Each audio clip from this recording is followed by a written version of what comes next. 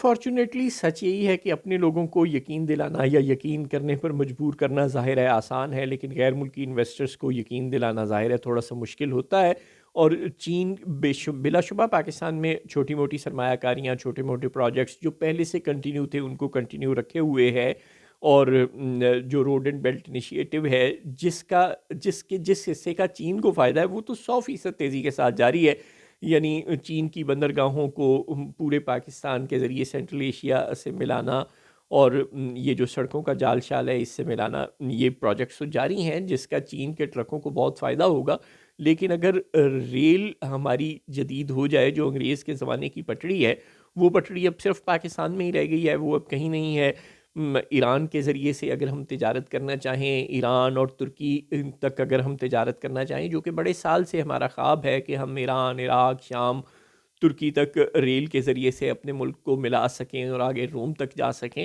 تو یہ صرف اسی صورت میں ممکن ہے جب ہماری ریل بھی ویسی ہو جیسی کہ دنیا بھر میں ریل کی پٹڑی ہوتی ہے۔ لیکن ہماری ریل کی پٹڑی انگریز کے زمانے کی ہے، دنیا بھر میں اب اس طرح کی ریلوے لائنز بچھنی اور اس طرح کی ٹرینیں چلنا بند ہو گئی ہیں۔ آج کل جو جدید ٹرینیں چلتی ہیں وہ پرانے زمانے کی پٹڑی پر چل نہیں سکتی، لہٰذا جب ایران کے بارڈر پر ہمارا ریل کے ذریعے سے سامان پہنچتا ہے تو چاہے پٹڑی آگے تک جاتی ہے ایران کا بارڈر کراس کر کے، لیکن ہمیں وہاں پر اپنی ریل سے سامان آف لوڈ کرنا پڑتا ہے اور ایران کی لیڈ پر ٹرین پر سامان لوڈ کروانا پڑتا ہے۔ یعنی ہماری ہی ٹرین ایران میں داخل نہیں ہو سکتی اور ایران کی ٹرین ہمارے ملک میں نہیں آ سکتی، کیونکہ ایران کی پٹڑی جدید ہے اور ہماری پٹڑی قدیم ہے۔ لہٰذا ہم بین الممالک جو انٹر کنٹری جو ٹرانسفر آف گڈز ہے وہ نہیں کر سکتے اپنی ریل کی پٹڑی کے ذریعے سے، چنانچہ ہمیں مجبوراً نئی پٹڑی بچھانی ہی پڑے گی، اس کے بغیر ہمارا گزارا نہیں۔ اور یہ جو ML1 کی بات ہوتی ہے یہ اسی لیے ہوتی ہے تاکہ جدید قسم کی پٹڑی ایک بچھ جائے پورے پاکستان میں، اسی ریلوے لائن کے ساتھ ساتھ جو کسی زمانے میں پشاور سے اور تورخم سے دلی تک جایا کرتی تھی، اسی پٹڑی کے ساتھ ساتھ ایک جدید پٹڑی بچھ جائے۔ اب اس کے لیے ریلوے کی زمین واگزار کرانا اور وہ سب مسائل تو الگ ہیں ہی ہیں، لیکن جو کی مسئلہ ہے وہ یہ ہے کہ یہ بہت بڑا پروجیکٹ ہے، یہ پاکستان کی تاریخ کا مہنگا ترین پروجیکٹ ہے۔ ظاہر ہے اتنے لمبے پاکستان میں سے لوہے کی پٹڑیاں بچھانا، وہ بھی جدید طرز کی، بہت مہنگا پروجیکٹ ہے اور اس کے لیے ہماری بس کی بات نہیں ہے۔ اور چین اکیلا بھی یہ پروجیکٹ شروع کرنے پر تیار نہیں، اگر بہت سارے فائنینسرز، بہت ساری کمپنیاں اس میں انوالو ہوں گی، کئی چین کی پرائیویٹ کمپنیاں، کوئی پاکستان کے کنسورشیم، کوئی ورلڈ بینک IMF کی فنڈنگ وغیرہ وغیرہ، بہت کچھ انوالو، ایشین ڈیولپمنٹ بینک اور چائنا کے ایگزیم بینک وغیرہ، یہ کافی سارے بینک، یعنی کہ کافی سارے معاشی سپورٹ کرنے والے ادارے اگر ملیں گے، کوئی بہت بڑا کنسورشیم بنے گا تو ہی یہ پٹڑی بچ سکے گی اور یہ خواب ہمارا شرمندہ تعبیر ہو سکے گا کہ ہم پاکستان کے طول و عرض میں ایک جانب سے لے کے دوسری جانب تک، آگے انڈیا تک، اور انڈیا سے آگے فار ایسٹ، ملائیشیا وغیرہ تک بھی اپنا سامان بھیج سکیں، اور چین کا سامان بھی ظاہر ہے اسی پروجیکٹ کے ذریعے جا سکے، اور ہم بھی چین اور ایران کے ذریعے کے ساتھ اس پٹڑی کے ذریعے کنیکٹ ہو سکیں۔ تو یہ تبھی ہو سکے گا جب یہ پٹڑی بچھے گی، اور اتنے بڑے پروجیکٹ کو شروع کرنے کے لیے چونکہ بہت سارے انویسٹرز درکار ہیں،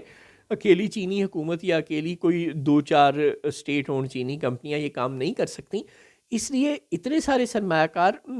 سیکیورٹی کے تحفظ کے بغیر آنے پر تیار نہیں ہے، سیاسی استحکام کے تحفظ کے بغیر آنے کے لیے تیار نہیں ہے، اور ہماری حکومت اپنے تاجروں کو تو ڈنڈے کے ذریعے سے یا پیار محبت سے تحفظ کا یقین دلانے میں کامیاب ہو جاتی ہے، کیونکہ تحفظ ہو یا نہ ہو، کم ہو یا زیادہ ہو، اپنے تاجروں کی تو مجبوری ہے، انہوں نے تو یہی کام کرنا ہے، ان کے سر پر ملک ریاض کی طرح کوئی دیوتاؤں کا ہاتھ تو ہے نہیں کہ وہ دبئی میں اپنی انویسٹمنٹ شروع کر دیں، لہٰذا وہ تو مجبور ہیں کہ پاکستان میں کام کریں، اور وہ دہشت گردی سے تحفظ کی یقین دہانی کے بغیر بھی، یا یہ دیکھ کر کہ دہشت گردی کے خطرات موجود ہیں، وہ انویسٹمنٹ پاکستان میں کرتے رہتے ہیں، لیکن جو پولیٹیکل سٹیبلٹی ہے ان کی یقین دہانی انہیں کروا دی گئی ہے، اور انہیں سمجھ آ گئی ہوئی ہے، وہ یقین کرتے ہیں کہ پاکستان میں فوج ہی سب کچھ کر سکتی ہے، اور جب فوج انہیں یقین دہانی کراتی ہے کہ معاشی پالیسیوں کا تسلسل رہے گا چاہے جو مرضی حکومت آ جائے، اور یہ کہ ہم کوئی حکومت بدل نہیں دیں گے، تو ہمارے تو تاجروں کو یقین ہوتا ہے اس بات پر کہ جب فوج نے کہہ دیا کہ اب کوئی سیاسی حکومت نہیں بدلے گی تو بس نہیں بدلے گی، اور یہ کہ اگر بدلے بھی تو پالیسیاں یہی رہیں گی تو بس یہی رہیں گی۔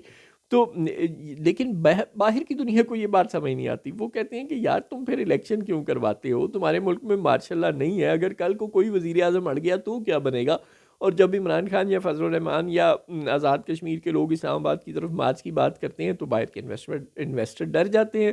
کہ ملک میں پولیٹیکل انسٹیبلٹی ہے۔ اب کسی کو کیا پتا کہ راولپنڈی کی مرضی نہیں ہے تو پولیٹیکل انسٹیبلٹی نہیں ہو سکتی، تو باہر کے لوگوں کو یہ یقین نہیں دلا پا رہی پاکستان کی حکومت، راولپنڈی بیکڈ اسلام آباد حکومت بھی یہ یقین نہیں دلا پا رہی۔ اب یا تو پھر آپ آرمی چیف کو جس طرح سعودی عرب اور یو اے ای بھیجتے ہیں اسی طرح کوئی چین کے بھی 15-20 دن کے دورے پر بھیجیں اور انہیں کہیں کہ وہ چینی کمپنیوں کے سربراہوں سے بھی ملیں، بزنس کمیونٹی سے بھی ملیں، محمد اورنگزیب صاحب یا شہباز شریف صاحب سے جو کام نہیں ہو رہا اور جو ان کے کہنے پر نہیں ہو رہا، اور جو بقول آصف زرداری صاحب کے کہ جب وہ پہلی دفعہ صدر تھے تو انہوں نے 12-13 دورے کیے تھے چین کے اور وہ سی پیک پاکستان لے کر آئے تھے، تو اب ان سے بھی یہ کام نہیں ہو پا رہا، انہوں نے جانا تھا چین اور پھر ان کا وہ فریکچر والا معاملہ ہو گیا، وہ نہیں جا سکے، تو اب پھر آپ ایسے کریں کہ آرمی چیف کو ہی چین بھی بھیج دیں۔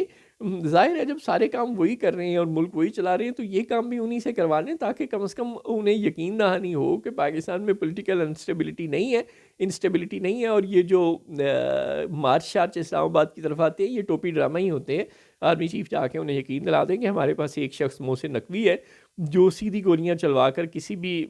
پرامن مارچ کو منتشر کرنے کی طاقت رکھتا ہے، اور وہ ہمارا اپنا بندہ ہے، لہٰذا آپ کو گھبرانے کی ضرورت نہیں ہے، آپ پاکستان میں انویسٹمنٹ کریں۔ ہو سکتا ہے کہ پاکستانی تاجروں کی طرح چینی تاجر اور دیگر غیر ملکی تاجر بھی بات مان جائیں اور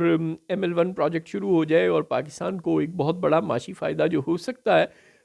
سڑک کے ذریعے سے اور ریل کے ذریعے سے، خاص طور پہ ظاہر ہے ایک بس یا ایک ٹرک جتنا سامان لے جا سکتا ہے اتنی تو ریل کی ایک بوگی لے جاتی ہے، تو یہ بہت بڑا ایڈوانٹیج ہوگا۔ آپ سوچیں کہ 50 ٹرک جتنا پیٹرول استعمال کرتے ہیں اتنا پیٹرول صرف ایک ٹرین استعمال کرے گی، یا اتنا ایندھن صرف ایک ٹرین استعمال کرے گی، اور 50 ٹرکوں جتنا سامان ایک ملک سے دوسرے ملک چلا جائے گا، تو کتنا بڑا معاشی فائدہ ہے۔ تو مہربانی کریں شہباز شریف صاحب، پھر آپ آرمی چیف سے ریکویسٹ کریں کہ وہی چین چلے جائیں اور وہاں کے تاجروں کو بھی سمجھا دیں کہ گھبرانا نہیں، یہ عمران خان، فضل الرحمان، آزاد کشمیر والے پروٹیسٹرز یہ سب ڈرامہ ہی ہیں، ہم سب کچھ سنبھال لیں گے۔